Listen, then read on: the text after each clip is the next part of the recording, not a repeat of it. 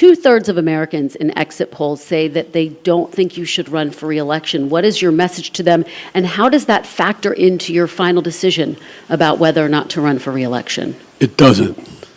What's your message to them? To those 2/3 of Americans? Watch me. Hey there, guys. Welcome to the channel. So it looks like Democrats just completely dropping Joe Biden, deciding that they don't want anything to do with him. It's starting to become almost a daily occurrence. And there was a Democrat member of Congress who went on CNN. As far as I can tell, she went on there just to assure her voters that she doesn't have anything or want anything to do with Joe Biden. She says that she can't, in good conscience, even campaign for the man or with the man, which is pretty amazing when you think about it, when you read between the lines on that one. I'll show you this in a moment, guys. But first, if you haven't already, help us to continue to grow, guys. Please like, comment, subscribe. Most importantly, share the channel. It's going to start getting more and more difficult to get the conservative message out in the year 2024. And we're in this together, guys. So here's where we're at. A Democratic rep went on CNN, and she actually had some pretty good reasons why she can't campaign or support Joe Biden.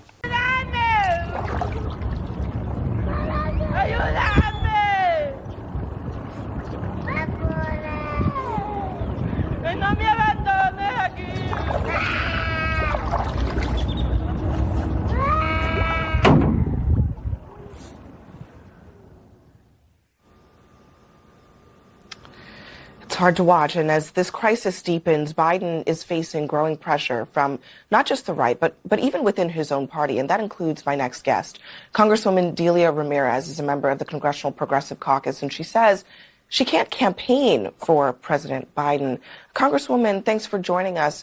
What action, in your view, is the president not taking now that you believe is within his power to deal with what we are seeing at the border? Abby, I think that this is a moment where we can choose how we lead. We can lead with courage, with creativity, and with political will to do something about what's happening. I just got back from Guatemala and Honduras. I just saw that footage, and for me, it's personal. I heard the stories of people that were coming through Venezuela to Guatemala. My mother crossed the border pregnant with me and nearly drowned in Rio Grande. We have to find legal pathways. We need to address the issues at the border, but it can't be going to draconian Trump-era policies that leaves a woman begging, crying to not be abandoned, and at the risk of dying in those waters. So what do you think that he should be doing affirmatively as opposed to what he should not be doing? Look, there's a number of the first thing he needs to be doing is working with the Congressional Hispanic Caucus. We know the issue. We know it personally. We've been working on immigration policy for a very long time. We've been talking about border policy and how we work with the Northern Triangle. We're not really at the table.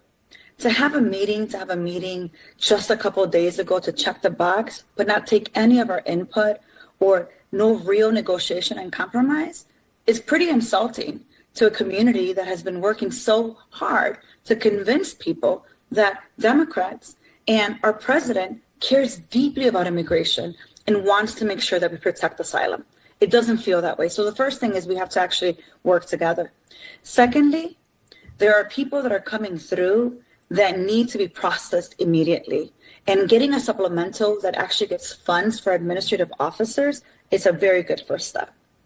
Finding legal pathways so people stop coming and nearly dying through the border, I think that's the second step. Strengthening our relationship with Guatemala, with Honduras, with Nicaragua, which is challenging there, but through our Latin American relationships to get to the root cause of migration, that's another step. But here's the thing. When we're talking about this moment, I serve in Homeland Security. We are giving Republicans the opportunity to use fear-mongering, to exploit this moment, migrants, women, and children, to be able to score cheap political points so that they can regain the White House. Wow, yeah. So you guys see that, man. People are starting to wake up, and it's not just Republicans, man, and it's not just independents. Democrats are waking up too. You know, the only thing I'll say is this, the reason that poor woman in the video was crying out, was needing help, was not some draconian Trump policy. This has nothing to do with Donald Trump. The reason is this representative right here. Her party and the policies that she has given her support to, right up until the point where she realized that her voters have had enough and she better save herself. And listen, you know, the very last thing that she said, she doesn't care about migrants. She doesn't care about border towns. She doesn't care about this country's sovereignty. She cares that the problem is such a mess, that the optics are so bad that it might make Republicans look good and that people might vote for Republicans. That's all she cares about. That's where she's at, man. And, you know, that says it all. It's a perfect picture of the left. Create a problem, perpetuate the problem, ignore the problem. Don't ever even think of addressing the problem until the moment political expediency demands that you now recognize the problem and blame it on someone else. At that point, it's every man for themselves. But anyway, that's all I got. I thought you guys would get a kick out of that. Guys, let me know your thoughts in the comments. And if you haven't already, make sure to like, comment, subscribe. Most importantly, share the channel. We'll see you in the next one.